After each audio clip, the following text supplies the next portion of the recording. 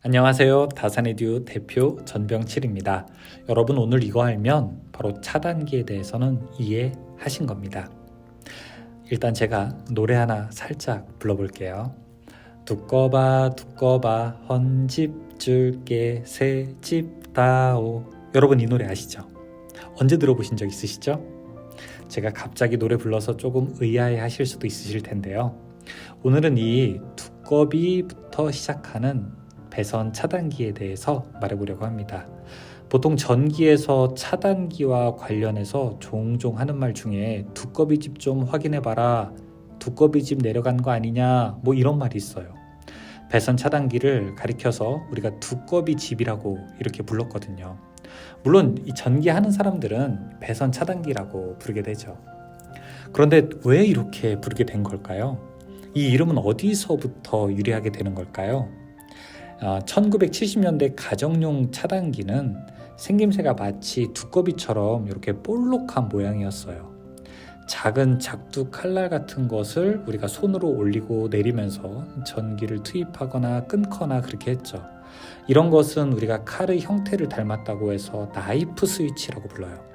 이 나이프 스위치에 커버가 있게 되면요, 이를 정식 명칭으로는 우리가 커버 나이프 스위치라고 하는데, 이 커버 나이프 스위치가 두꺼비와 꼭 닮아서 글쎄 차단기가 두꺼비 집이 된 거네요.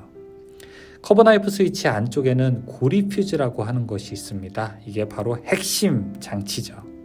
퓨즈는 전선의 규정값 이상의 과도한 전류가 계속 흐르지 못하게 하는 이 자동으로 차단하는 장치예요. 보통 이제 녹아서 끊어지면서 전기를 차단하도록 되어 있죠. 뭘로 만드냐고요? 주로 녹는 점이 낮은 납과 주석 또는 이 아연과 주석의 합금을 사용하게 됩니다. 그리고 이런 합금판의 양단에 이 구리로 된 고리 모양을 만들어요. 그래서 고리 퓨즈라고도 하죠.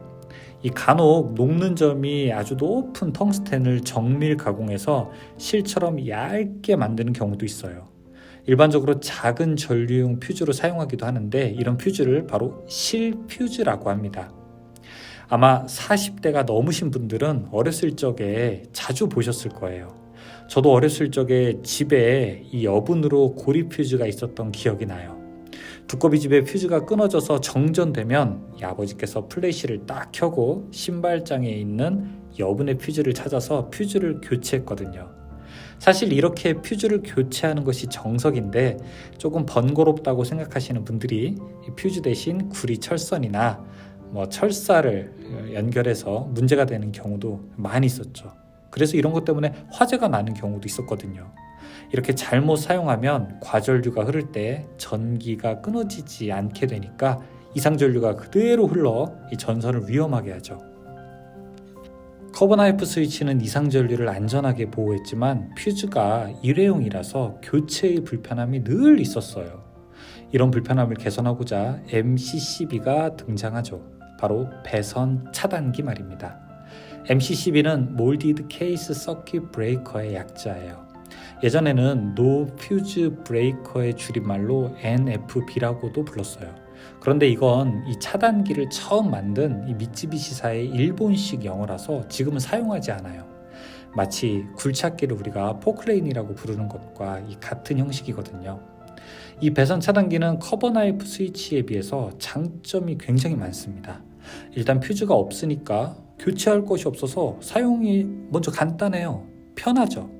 또 다시 전기를 투입하는 이 재투입 과정이 스위치만 다시 올리면 되니 아주 간단하죠. 수명도 보통 10년 정도로 길고요. 안정적인 또 여러 가지 부가 동작도 가능해요. 그리고 안전적인 면에서도 빼놓을 수 없습니다. 커버 나이프 스위치는 두 선에 각각 퓨즈가 설치되어 있어서 퓨즈 한쪽이 녹더라도 다른 한쪽은 전력이 공급될 수 있는 위험성이 존재하거든요. 그런데 이 배선 차단기는 둘 다 동시에 차단되므로 위험성이 훨씬 줄어들게 됩니다. 배선 차단기 수명은 보통 얼마나 될 것 같으세요? 보통의 경우는 한번 설치하면 건축물의 수명이 다할 때까지 사용한다고 하지만 그렇지는 않아요. 수명을 법에서 딱히 정하지는 않았어요. 그런데 코샤라고 부르는 한국산업안전보건공단의 관련 자료를 빗대면 다음과 같아요. 이 코샤의 코샤 가이드 2-97-2011의 내용 연수와 관련 자료에 의하면요, 배선 차단기는 매년 점검해야 하는 항목이고 보통 수명은 10년에서 한 15년 정도입니다. 이 보통 수명이 그 정도고, 혹시 이제 진동이나 먼지, 열, 습기 같은 것에 따라서 환경이 가혹하다면 수명이 훨씬 줄어들 수 있어요. 그래서 전기 안전관리자는 이 차단기의 교체 수명도 신경 쓰면서 설비 보전 계획을 세워야 합니다. 즉, 배선 차단기는 어떤 문제가 발생하면 자동차의 브레이크 패드나 펜벨트 같은 것처럼 일정한 간격으로 교체를 해준다는 이런 소모품으로 생각하는 기본 자세가 꼭 필요합니다. 그럼 배선 차단기는 어떻게 동작하게 될까요? 이 차단기의 주요 능력은 바로 이상 전류를 감지한다는 건데요. 전류가 많이 흐르면 전선이 열 때문에 타거나 손상되기 전에 전로를 딱 하고 차단하는 거죠. 차단기가 동작하는 것을 TRIP, 트립이라고 하는데요. 트립은 전기를 많이 사용해서 과부하가 걸리거나 단락사고가 발생했을 때 일어납니다. 차단기가 동작하는 방식은 크게 열동 전자식, 완전 전자식, 전자식 이렇게 세 종류가 있어요. 첫째, 열동 전자식은 온도 변화에 따라서 변형되는 바이메탈이 그 안에 내장되어 있어서 과전류가 흐르면 바이메탈이 구부러져서 트립바를 움직이게 됩니다. 일종의 지지대를 딱 대고 있다가 지지대를 빼내서 스위치를 내리는 것과 비슷한 원리입니다. 열에 의해서 동작하니까 주변의 조건이나 차단기의 내부의 열 발산에 따라서 동작 특성이 약간 바뀌는 부작용도 있어요. 그래서 차단기를 이렇게 반듯하게 벽에 붙일 때, 그 다음에 천장에 거꾸로 붙일 때, 이때 조금씩 달라지는 특성도 있어요. 둘째는 완전 전자식입니다. 이건 오일 대시 팟이라고 하는 ODP를 이용하는 방식인데요. 용기 내부에 과전류 검출 장치를 넣는데, 이때 오일의 점도 변화를 이용하게 되면 차단 시간이나 전격 전류를 조금 바꿀 수 있어요. 이 과전류가 흐르면 가동 철심이 움직여서 트립바를 움직이는 원리를 이용하게 됩니다. 셋째는 전자식 방식이라는 게 있어요. 보통 여러분이 디지털 방식이라고 생각해도 괜찮습니다. 전류 검출용 CT라고 하는 것을 장착해서 과전류 여부를 검출하죠. 전격 전류, 동작 시간 이런 것의 조정이 좀 편리하지만 대신 가격이 비싼 게 좀 단점이 있을 수 있어요. 이 겉으로 보이는 스위치는 어떻게 보이시나요? 손으로 올리고 내리면 끝까지 동작하는데, 사고 전류로 인해서 자동으로 동작할 때는 트립 표시라고 해서 스위치가 온, 오프의 중간인, 딱 중간에 걸쳐 있습니다. 이렇게 차단기가 트립한 경우는 바로 스위치를 올려도 올라가지 않아요. 그래서 사고 원인을 제거한 다음에 스위치를 오프 위치로 해서 리셋을 한 뒤 이어서 다시 차단기를 올려서 전력을 공급해야 해요. 배선 차단기는 전기 사고 방지에 없어서는 안 될 꼭 중요한 장치이기 때문에 MCCB에 사용되는 소재는 그리고 열적, 전기적 강도가 높은 제품이어야 합니다. 그리고 용량에 따라서 가격도 아주 큰 차이가 나요. 배선 차단기는 작은 거는 5A부터 큰 건 1600A까지도 있어요. 보통 주택용 배선 차단기는 한 16A짜리가 얼마나 할까요? 한 3,000원? 4,000원 정도? 그 정도인데 3극짜리 40A 같은 경우에는 한 4만원? 이렇게도 가고요. 150A 정도 되면 한 10만원까지 그래서 전격 전류에 따라서 가격은 점점점 올라가게 됩니다. 그래서 이제 가정에서 한두 개 정도 차단기 교체하는 건 비용이 별로 부담되지는 않아요. 그런데 공장 같은 곳에서 수십 개를 교체한다, 그럴 때는 부담이 사실은 굉장히 크죠. 하지만 그래도 어쨌든 꼭 필요한 존재 아니겠습니까?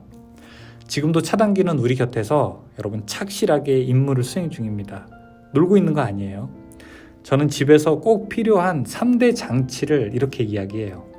하나는 가스 누출을 감지하는 가스 누출 경보기, 또 하나는 화재를 감지하는 화재 감지기, 그리고 이제 안정적인 전력을 공급하는 바로 배선 차단기죠.